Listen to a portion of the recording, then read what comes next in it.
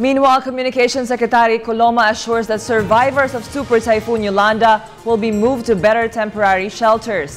He also said that the investigation to the alleged overpriced bunkhouses continues.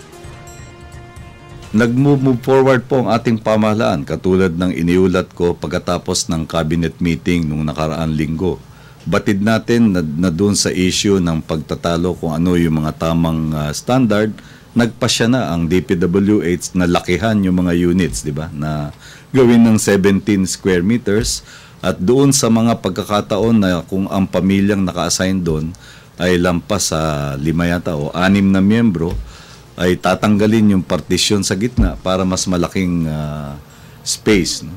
So sa aking pong palagay ay na-address na yung issue ng kailangan lakihan yung lugar para sa mga maninirahan.